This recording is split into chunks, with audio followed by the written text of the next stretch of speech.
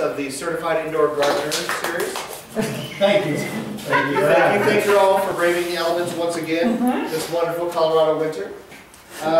Tonight we're going to discuss plant selection and review our glossary of terms, indexes, and charts.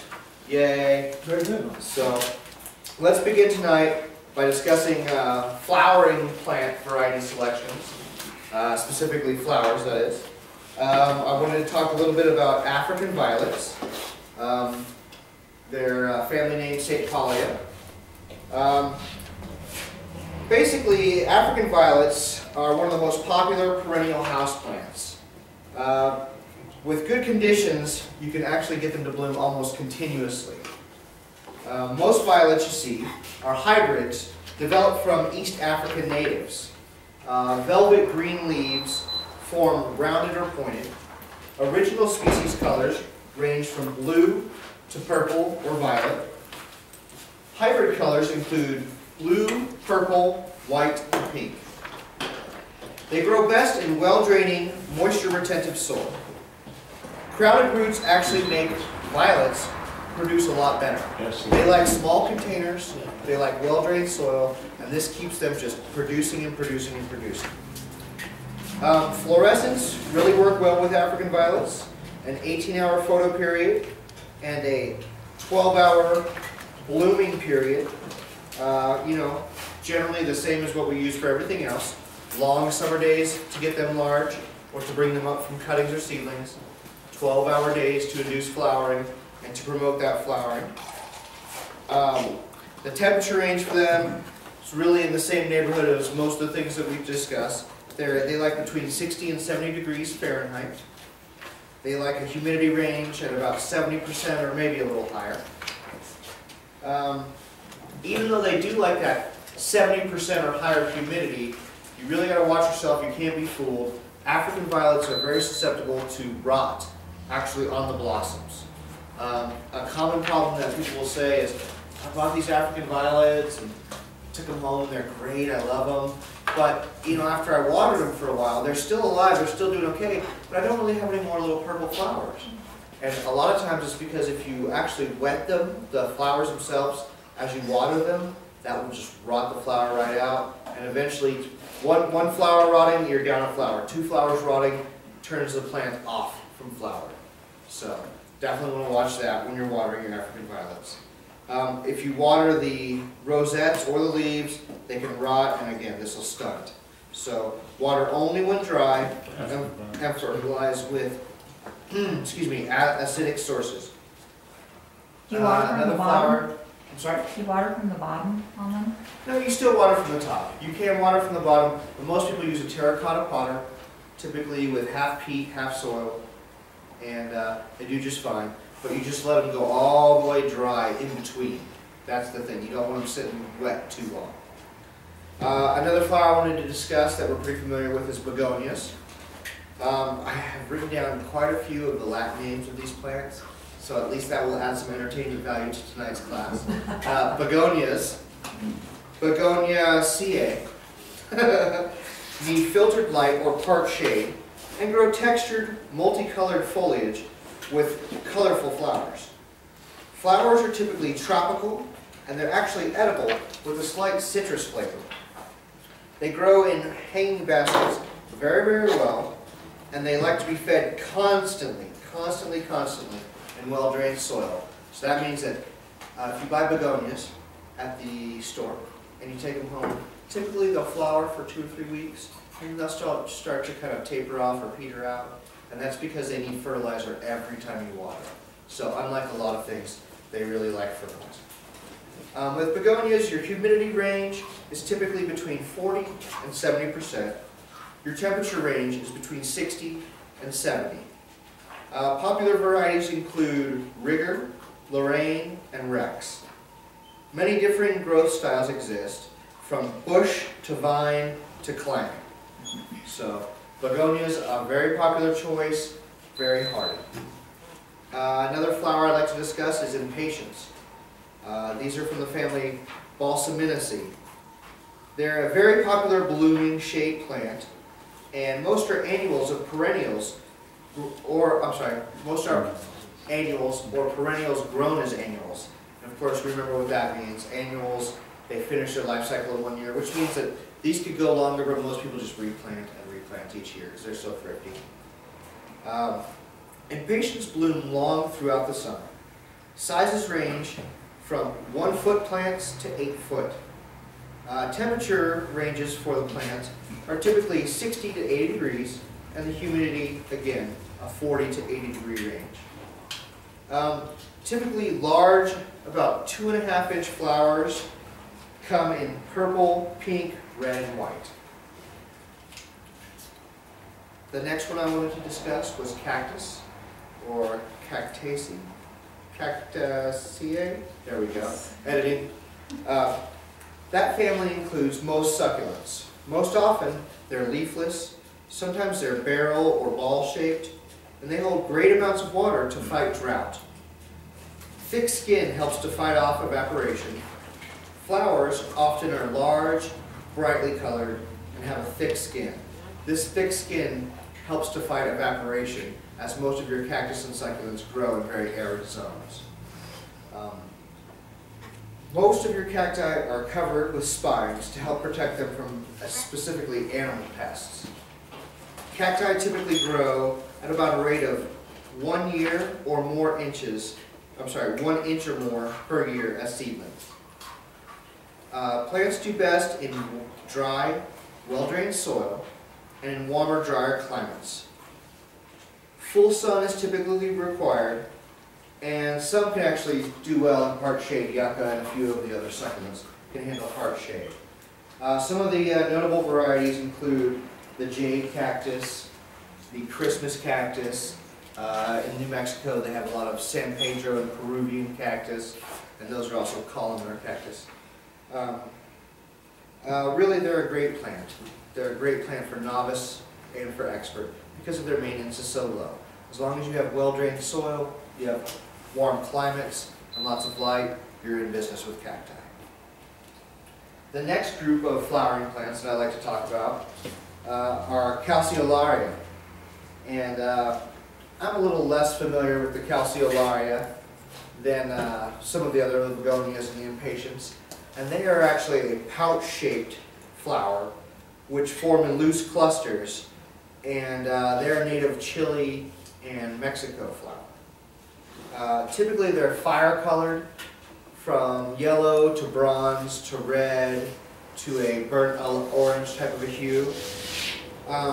Calceolaria branch very heavily with dark green wrinkled leaves, and there's a few varieties that are very popular. Calceolaria hybrida and Calceolaria integrifolia are the most popular varieties of these perennials, which are commonly, again, grown as annuals.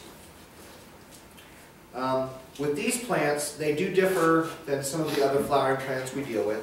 To induce flowering, these plants need 24-hour light and temps in the low 60s.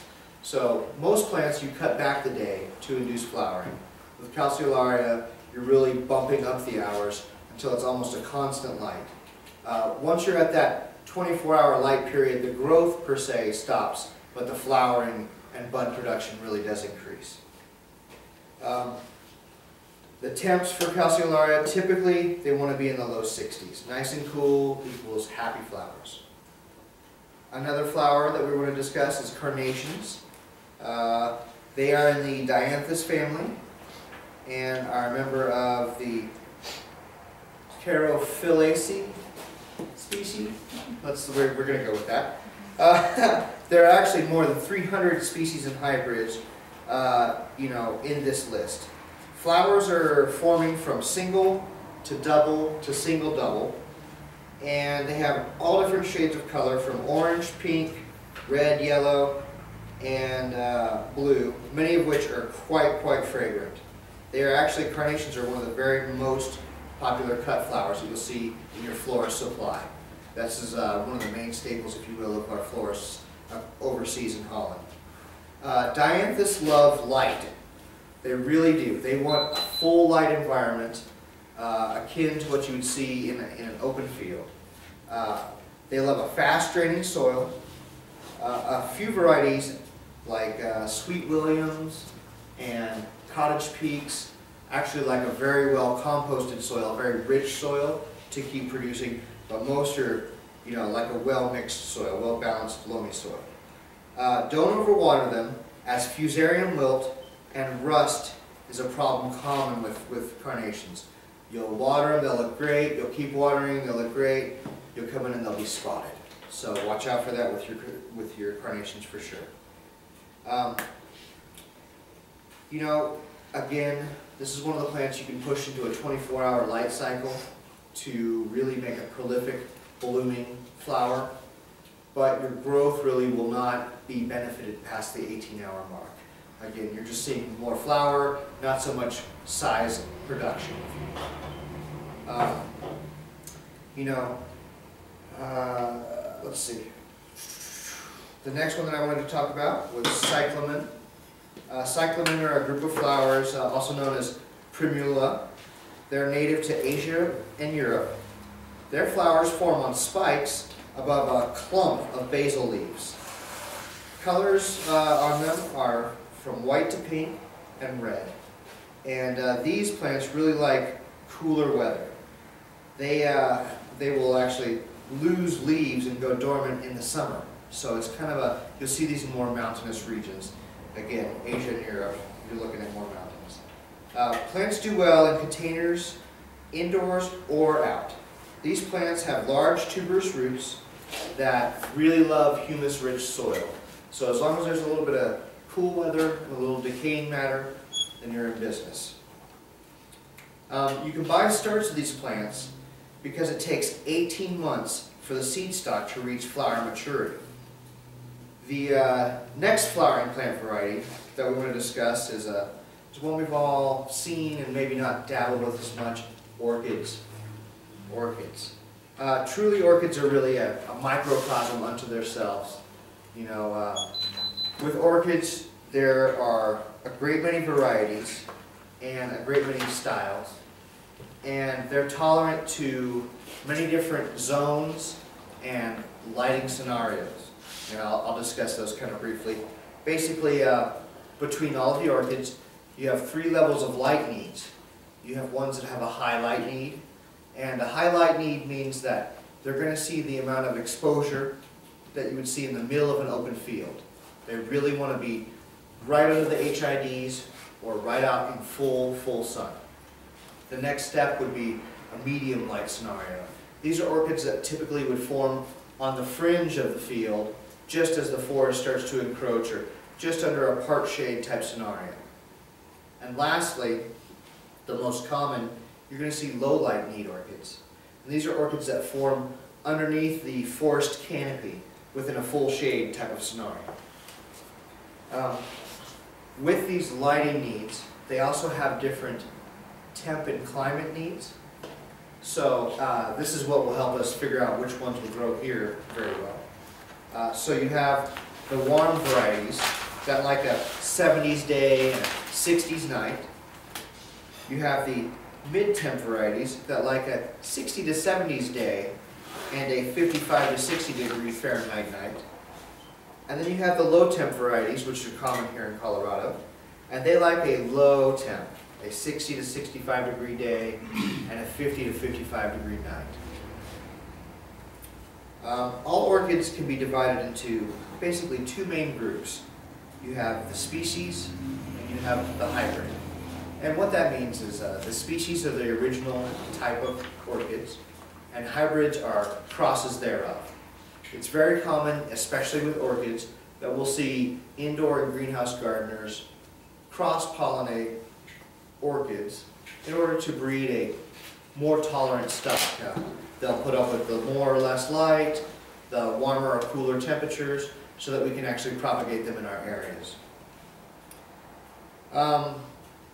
Really what you're looking for with orchids is one that is for your zone. And again, since we're in the mountains, there's a few varieties of the Phalaenopsis orchids that do very well here and will bloom up to 2 or 3 times a year, even in our dry, arid climate. Now, I kind of want to shift our focus towards flowering vegetable plant selection, as that's an important part of indoor gardening, the consumables. As we do, we're going to kind of use the term companion planting as a guide. Do any of you guys remember what I said about companion planting, what that term means? So basically it's planting plants with alike needs together. They all have the same dietary needs, the same light needs, so we'll plant them in groups together just for ease of usage for us. Let's see. Vegetables, starting with the cucumber, I gotta say this, these Latin words, love it.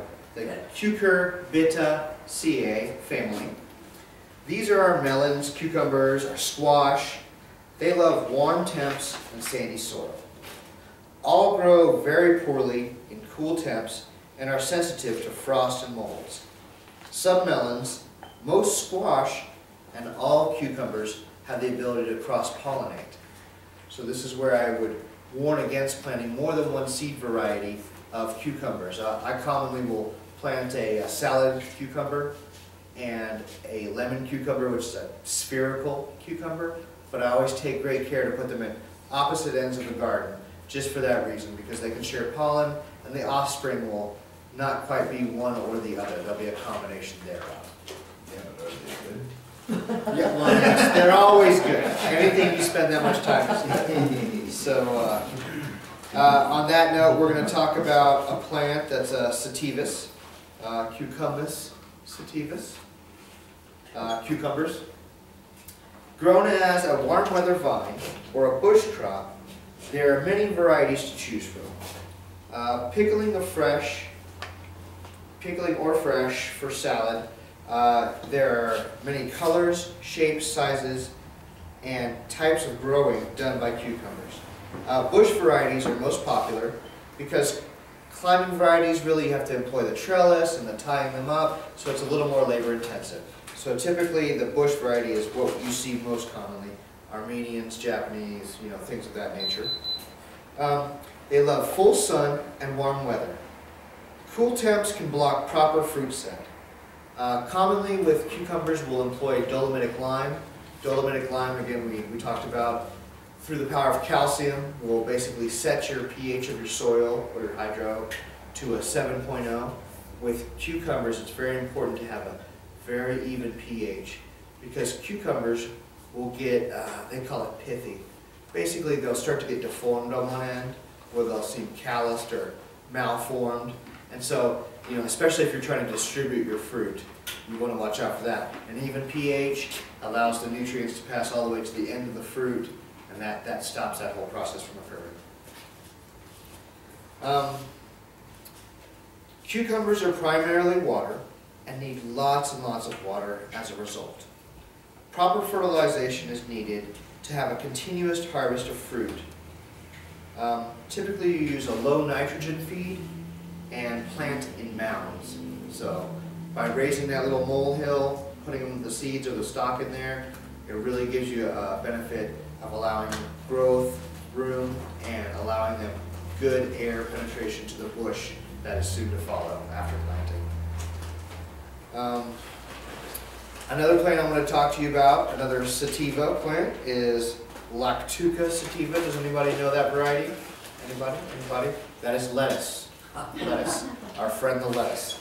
So it has basically 4 main types of varieties within the lettuce family. You have a butterhead, also known as a Boston. You have a crisp head, you have a loose leaf, and you have a romaine. Lettuce is super popular because of its super ease of planting and of propagation.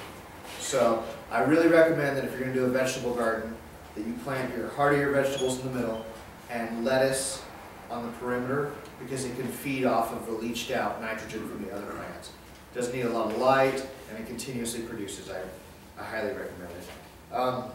Cultivation with a 1/4 inch depth is all that is needed, and follow with a small nitrogen fertilizer, and really you're off and running. You want to avoid excess heat because specifically in leaf plants, leaf vegetables, including basil, but especially lettuce, when you get too much heat or too much light on them, it has a drought-like effect and it causes them to bolt to seed. Have any of you ever seen a plant bolt to seed? Basically, all the leaves sour, the leaf production which you're consuming stops, and it sends up a stalk with stamens and pistils to produce flowers and seed stock immediately to hasten the end of the season, if you will.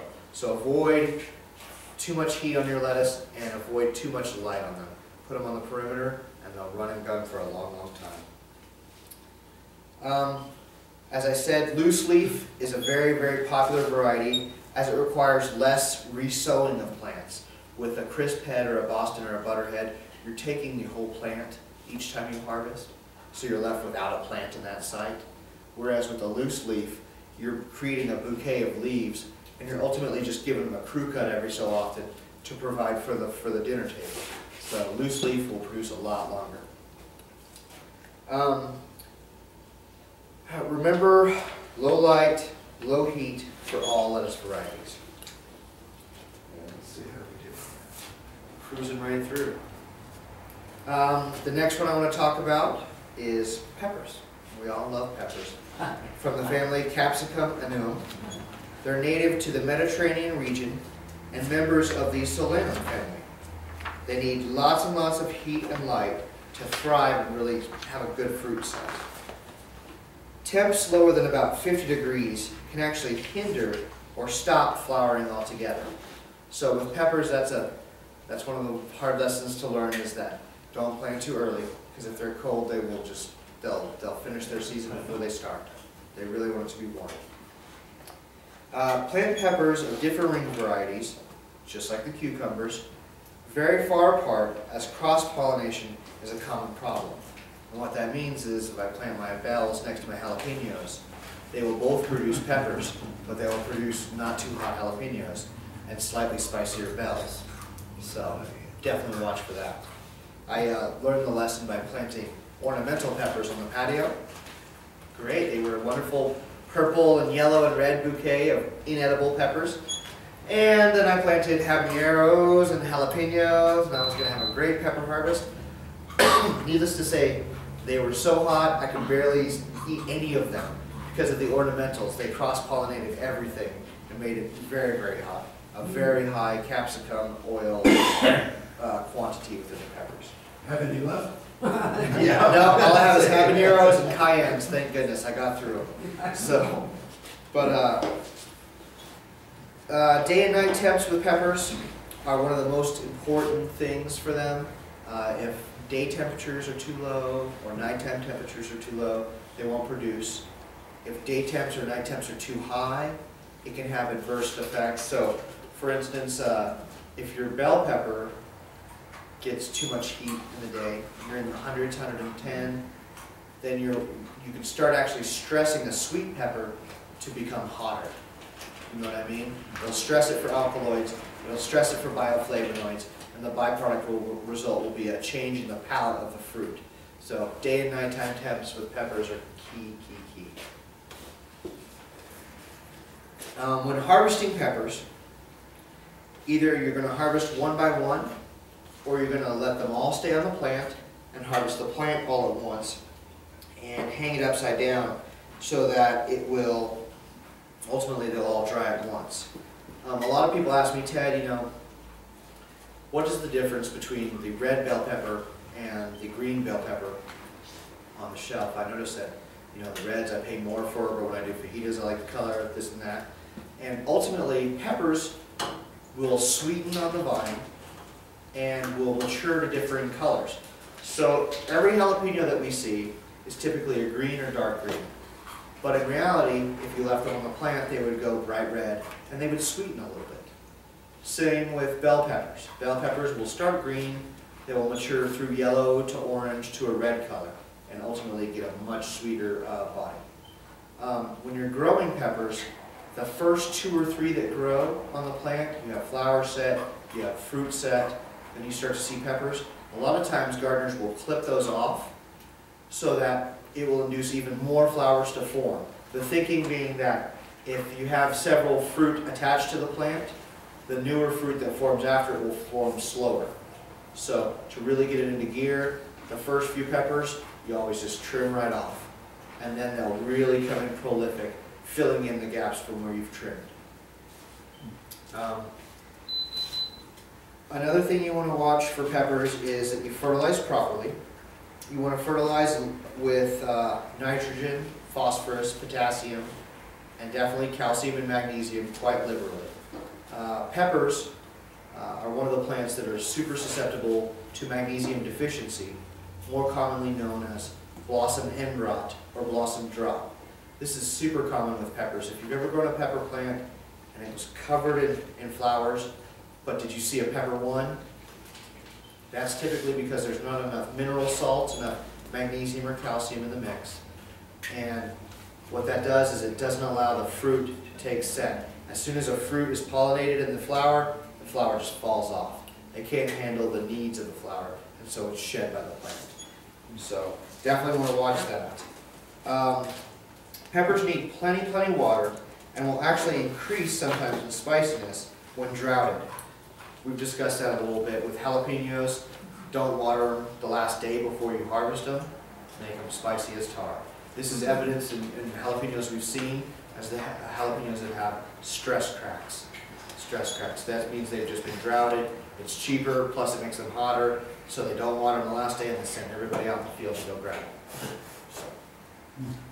them. Basically, you want to grow them until the end of the season, and then, as I said, hang the plants upside down to dry and preserve the fruit. And let's see. Okay. Flowing through it, you guys. You're doing good. So the last one that I wanted to talk about with our plant variety was tomatoes. Tomatoes are really, they're our friend. They're the most common garden vegetable grown indoors and out and in greenhouses.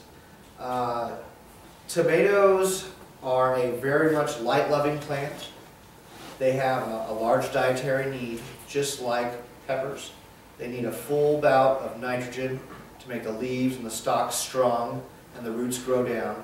They need lots of phosphorus and potassium, both to ensure lots of flowers, and the potassium to ensure heavy fruit set, so you're not getting all cherry tomatoes where beefsteak should be. Unlike some of the other plants that we deal with, tomatoes really like a lot of fertilizer.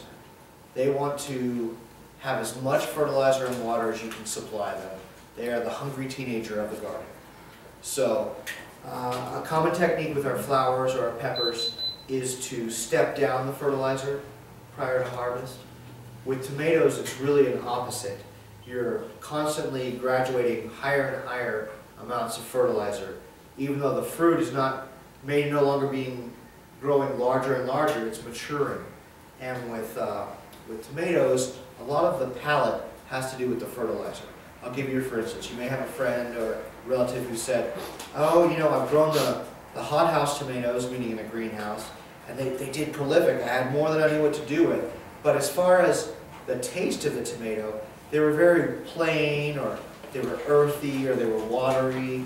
And what that means is that they were typically not fertilized enough. They may be beautiful, red, firm, but the palate will be lacking. The natural starches and sugars within the fruit will be lacking, if not fertilized heavy enough. And, you know, well, what do you mean heavy enough, Ted?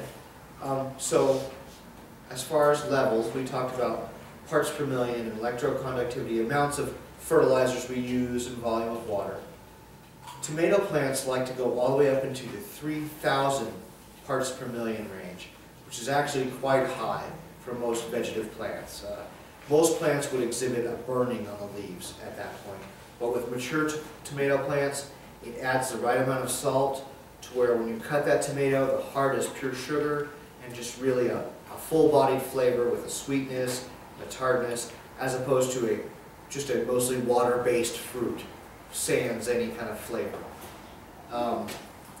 You know, with tomatoes, we've discussed many times, you have two main varieties within them, many different colors, many different shapes, really two kinds of growth patterns. You have tomatoes that will grow on and on and on throughout the season, getting larger and larger plants and producing more and more vines. Those are indeterminate varieties, meaning they don't have a set size, so they produce and produce and produce and produce. The other variety is determinate. Determinate means that, out of the box, if you will, you know how large the tomato plant will get. You know how many fruit each plant will produce in theory. And so